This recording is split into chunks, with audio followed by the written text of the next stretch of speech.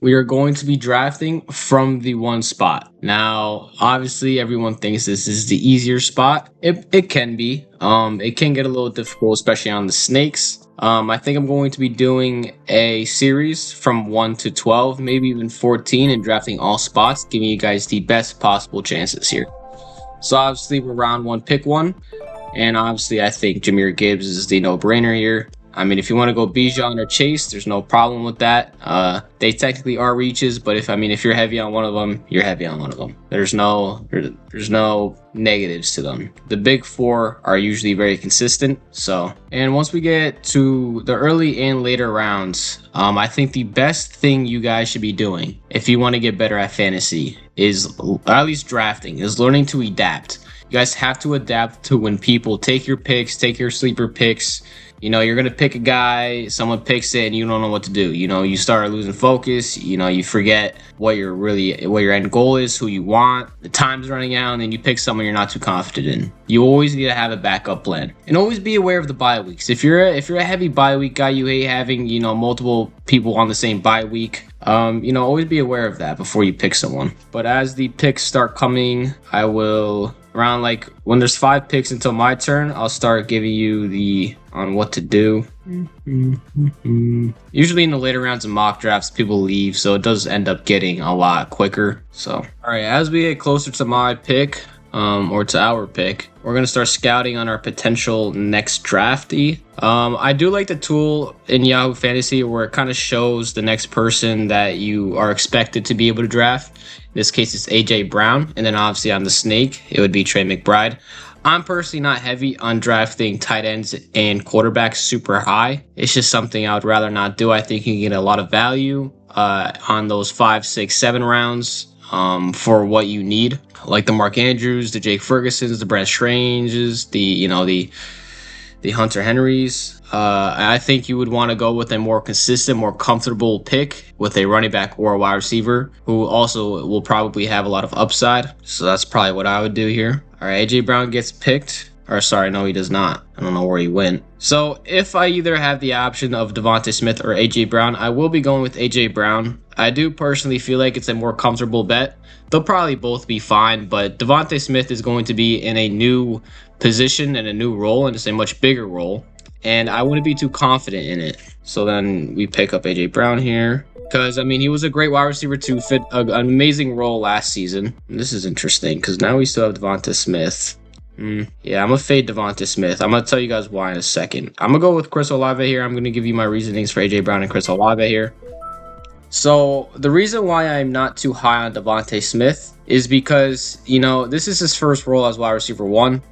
He's not very physical like AJ Brown, where when the play breaks down or he needs separation, AJ Brown has the physicality to gain that separation. Devonta Smith doesn't. So he's very heavily dependent on, the routes that he's supposed to be running, his speed as well.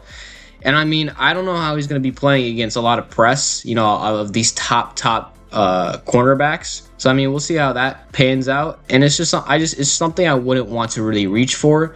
And you also have to worry about Jalen Hurts' overall production. He's not one of the most talented quarterbacks when it comes to throwing the ball.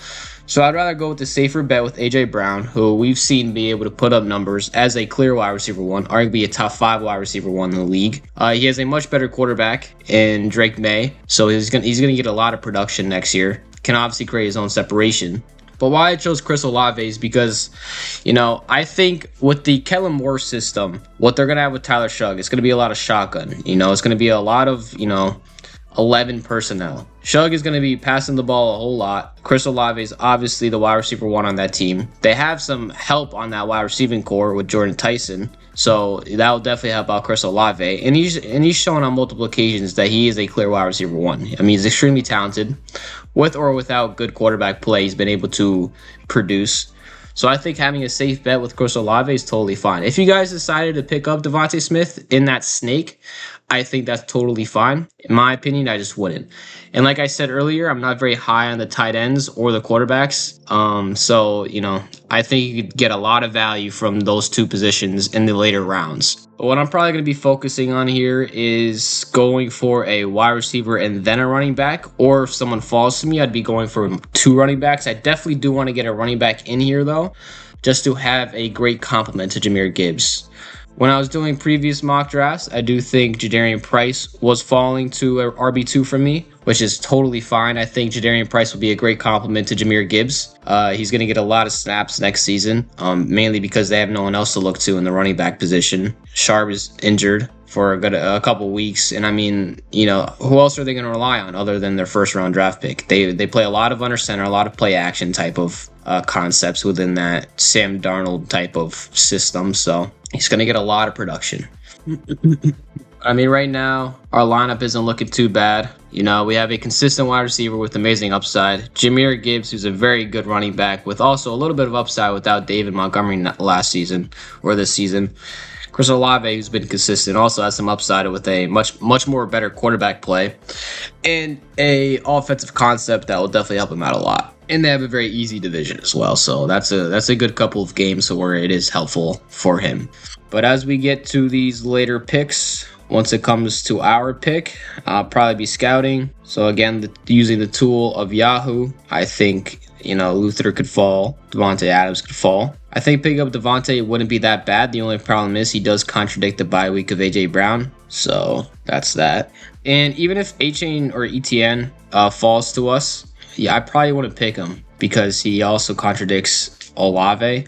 And in some senses, it does matter, especially when, there's injuries that sometimes happen or, bye weeks, you need to, switch some people around trying to get someone in your flex so you could fit someone in there. It's just something you wouldn't want to risk. So honestly, I'm very high on Quinshon Judkins. I do hope he falls to me. But I'm not too high on these two wide receivers. So, one of them might fall. I wouldn't pick them. ETN is fine. It would be a fine pick. I wouldn't really pick him either just because we have Olave. I just don't think there's any point. We can get more value somewhere else. You don't want to be in those games where the Saints just play bad. They have a bad game and both of your starting players don't play good. It's just something you don't really want to be a part of. Garrett Wilson or any Jets player for that reason, I'm just not high on. I always fade Jets players, no matter how good or bad they have, until they actually become a competent organization. There's just no reason to pick any of them. Very volatile. So I do think I'll probably be going with Luther Burden here. He has amazing upside, had an amazing rookie season for what he was asked to do. He's an amazing deep threat. He's going to get a lot more targets this season. He has a great coach and offensive scheme around him. So yeah, I'm probably just going to go Luther Burden here. And then on the snake, I'm definitely going Quinshon Judkins here. I know he does contradict the bye week for AJ Brown, but that's totally fine, because we do have the depth now. Quinshon Judkins is going to be a great RB2. Some people even have him at RB1 if they do go 3-4 wide receivers at once, which I tend not to do, maybe 3 max. Quinshon Judkins is going to be amazing. I mean, he has a much improved offensive line. He's obviously the clear bell cow for the Cleveland Browns. I mean, he's going to get a lot of touches inside or outside the end zone, or the red zone, excuse me. So I think that's a phenomenal pick for us. So hopefully he can stay healthy. He's definitely going to get so many touches next season. He'll be a great RB2 to complement Gibbs. But I mean, right now we're looking good. Luther Bird is a great flex to have us. We can always just sub in Luther, put him for AJ Brown. That'd be totally fine. Put Quinshon at flex. We'll see what happens as we go into the later stages of our fantasy. But yeah, you guys always have to have some type of plan in mind. Right now, I'll probably be going for another running back, in my opinion, because running back is very, very valuable throughout the entire draft. It makes you very versatile, and we do have a pretty set wide receiving core right now.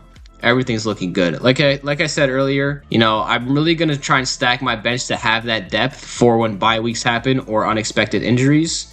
And I can also still get that quarterback play and that tight end play in the later rounds. Like, obviously, if you pick the Brock Bowers or the Trey McBrides or the Colston Lovelands, I don't blame you at all. I wouldn't say it's a bad pick. But at the same time, it's personally not what I would do. I would be more comfortable picking a wide receiver or a running back. Let's see what running backs run. So yeah, we're going to try and fade some by 11s.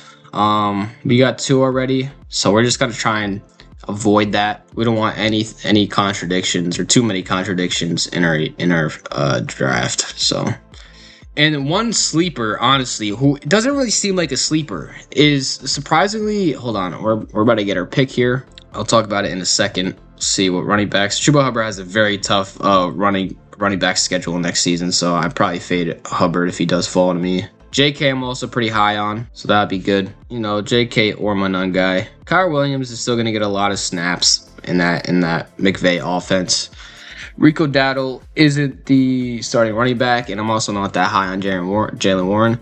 So we will probably go JK here. I'm also just going to take a quick peek at the wide receivers because we do have the snake. I do feel like DK is a little low, but I'm probably won't even draft him though. I'm not fully 100% or 100% confident on Aaron Rodgers' health. I personally do not think he's going to play full 17 games. I would put money on that. Either picking Parker Washington or BTJ wouldn't be a bad pick here, but I am pretty high on Marvin Harrison.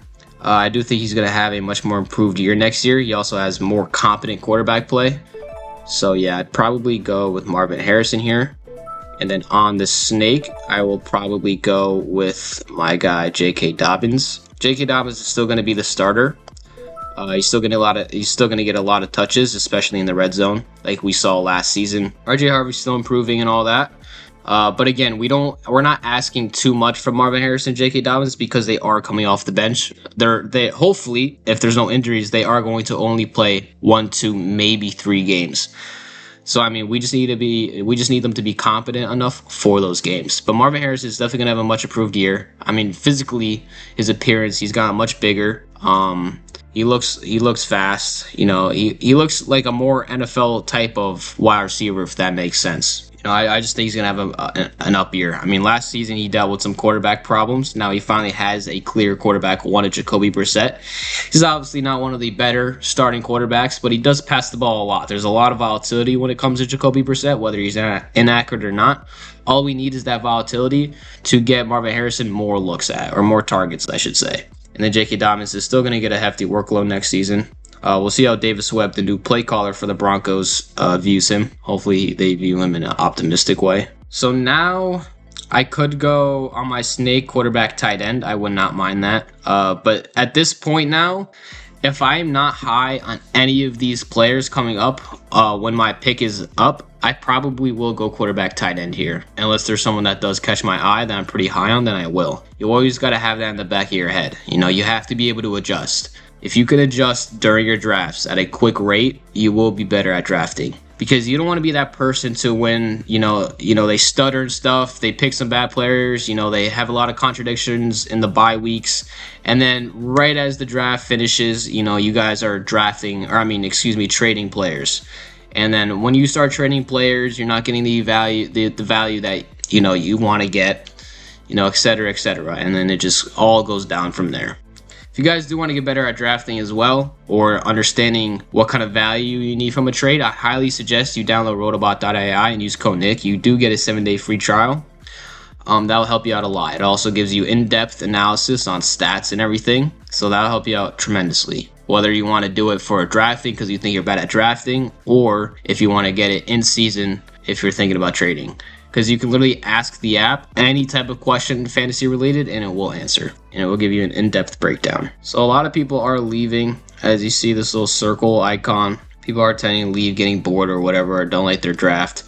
So obviously, you know, mock drafts are kind of hard to kind of gauge where people are going to be at, because people just leave and then the robot or the AI just picks whoever's up next, whether it was in their queue or whatever the highest ADP is, or just ranking. So it's not going to be fully legit, but you guys can get a kind of sense of how you should be looking at fantasy, how you should be thinking about it. And some players who would be in the range of that you can draft, especially in the first or with the first pick. But again, I just wait for some other videos. I will be having 1 through 12 up, so just wait for those videos to come out. This is the first one. The quality might not be great, you know, it might not be the great first video. That's totally fine. I just want you guys to get the knowledge. And I obviously don't have the best setup. I'm a college kid, you know, I can't really afford all those setups yet. Alright, we're going to kind of use the tool here for Yahoo to kind of gauge where our next pick is going to be at. Oh, I'm already up. Perfect. So Jacoby Myers just got picked. So Blake Corum fell, or not really fell, but I did see him earlier. Corum Son would be a fine pick, but we do have J.K. Dobbins. RJ Harvey, obviously no. Michael Wilson, we have Marvin Harrison. There's not really guys who I would pick. I'll probably just go quarterbacks here. I'm just gonna go Jared Goff here. Jared Goff I'm very high on because he is a very volatile quarterback. Well, let me explain some of mine before or after I finish this. So, okay, guys. So, for who did I draft? Jared Goff. So, for Jared Goff, I'm not very high on Jackson Dart because there will be some injury concerns. He also had a couple of inconsistent problems his rookie season. He's a great runner, gets in the touchdown on his feet. I just need to see some more consistency if you're going to be my starting quarterback. There's still some inconsistency with Bo Nix. He also doesn't put up the numbers like Jared Goff. Kyler Murray, we don't fully know how he's going to be. Mahomes hasn't been the best counting stats-wise the last couple years. Mahomes is obviously Mahomes, but he's coming off an ACL tear. If you pick Stafford, that's totally fine. This was kind of just a gut feeling not to pick Stafford. Jared Goff the last couple years has always put up amazing numbers, amazing stats, I should say. So that's going to be great for fantasy. So I decided to go Jared Goff. And then after Jordan Love, if you decide to pick Jordan Love, that's not bad. But after Jordan Love, there is kind of a dump off here. So, I do have the duo of Jared Goff and Jahmyr Gibbs, which it can be beneficial, but also can hurt you at times. Good thing it's not Jared Goff and a wide receiver. It's more of a running back, so you can rely on the running game if Jared Goff is having a bad game. But who did I pick up here? I picked up Aaron Jones Sr. Perfect. All right, so I picked up Aaron Jones because, yes, he's had some injury problems last season. But again, we're not asking so much from these bench players. This is another starter. He is a starter. So he will give you numbers when you need him to come in, if you ever need him to come in. So this is something that you also have to keep in mind. Like, yes, he's had some problems with injuries, but he can also give you numbers in the passing game and in the running game, obviously, because he's a running back. And he's a starter. He's going to give volatility. He's going to have volume. So this is a fine pick for what we need from him. I mean, if no one gets injured, he probably won't even be seeing the field unless J.K. Dobbins gets injured and, or he just has a bad season. Then we can sub him in. I could have went tight end, but like I said, I'm more higher on tight ends being in the later rounds. So I'll probably pick tight end next and then go for another bench player, whoever I think falls. But yeah, I think we're looking really good so far. Jared Goff and Jahmyr Gibbs are the only two contradictions in our starting lineup, or A.J. Brown and Judkins, but these are weeks away from each other. With Jared Goff and Jahmyr Gibbs, that's totally fine. I usually leave these two spots open for either a defense, like a waiver wire defense, or a waiver wire quarterback, or a waiver wire kicker. So these last two spots I don't really care for. But yeah, I think this would be fine. We can obviously sub in J.K. Dobbins, who is, again, a starter, will give you volume for when Jahmyr Gibbs is out. Obviously not as good as Jahmyr Gibbs or anywhere near it, but he will give you that volume to hopefully have you win those weeks when they are on their bye week. But we have a lot of volume overall within our team. A.J. Brown is going to be very good next season, in my opinion. Chris Olave is a standout wide receiver. Judkins is going to have a lot of volume next season. Luther Burden as well. You guys know who these guys are. I don't really need to say too much. But as our pick starts coming up, I will start to pick our tight ends here. I might honestly go double tight end just so I have our backup tight end. I would not hate that at all. That might be what I do. I'm just going to look at who might fall to us. Ooh, Wandale's there. Guys, I'm really high on Wandale. All right, this is what we're going to do. We're going to pick our tight end, and I'm going to go with Wandale. So any of these options aren't really too bad, these big three. We're just going to go with Travis Kelce because he doesn't contradict any of the bye weeks, and he's also probably going to get a lot of production next season. We have to remember he still is very consistent. Obviously had a down year last season. What was I talking about? Oh yeah, Wandale Robinson. So all right, so I picked up Travis Kelce because Patrick Mahomes, he's coming off an ACL tear. He's not gonna be running too much, and he obviously doesn't want to take up too much time in the pocket. They might not go for as many explosive plays as we've seen in the past because they do not want to risk any injuries from Mahomes. So there's going to be a lot of short passing concepts, and I assume they're going to run a lot of under center, play action heavy type of concepts to open up the middle of the field with Travis Kelce, which he's great at. He's great in the open field. Had a dropping problem last season. That's totally fine. I do think he's going to have a up season, or a better year, I should say. And he's a consistent tight end. I think if you pick up Travis Kelce as your starting tight end, you're going to get volume. You're probably going to get 10 to 15 points a game. And he also scores a lot of touchdowns because he has amazing chemistry with Mahomes. I just don't think this is a bad pick. And Wandale Robinson, I'm very high on. This guy's a very underrated wide receiver. He has totally fine quarterback play with Cam Ward. He looked great in his rookie season, just was part of a very bad supporting cast. There's a lot of other wide receivers in the wide receiving core to lay off some stress from Wandale. He's one of the best slot receivers in the league, honestly. He's very underrated. I think this is a great pickup for a bench.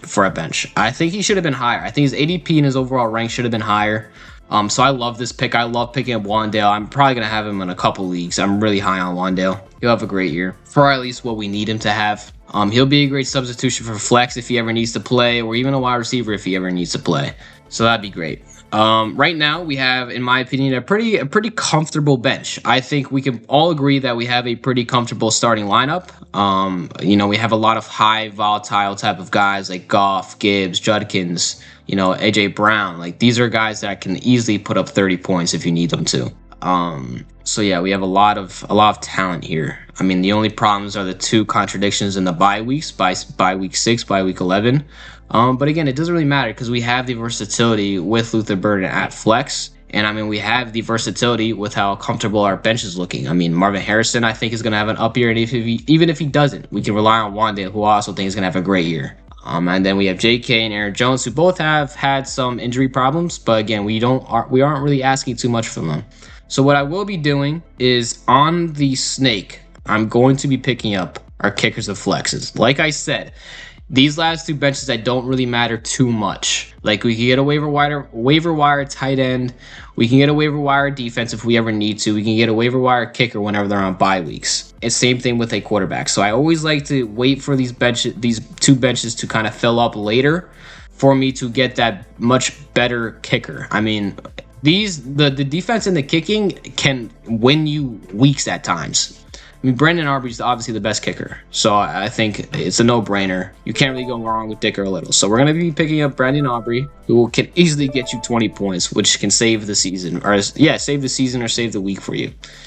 And then we're going to go over to defenses. I'm very high on, obviously, the Broncos and the Eagles. They both have bye week 10, so it doesn't really matter. But man, I'm really high on the Eagles. I'm going to go Broncos here, though.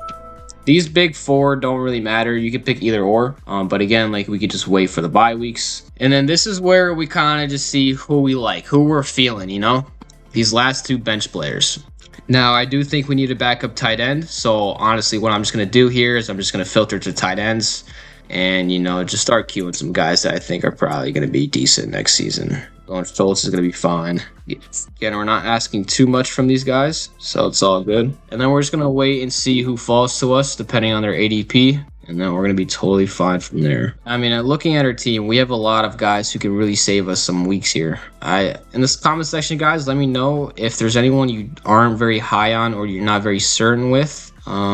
What you could have maybe done differently. That would be also very helpful. I have a little debate going in the comment section. But again, I haven't done too many drafts in the round 1. I mean, I've obviously done enough to understand the overall concept of where people are landing in the pick 1. But I'm more focusing on where I've gotten picked in my fantasies. So let's take our time with this one. Robinson. No, we could go Alvin Kamara. I don't hate it. I mean, I know we have Chris Olave.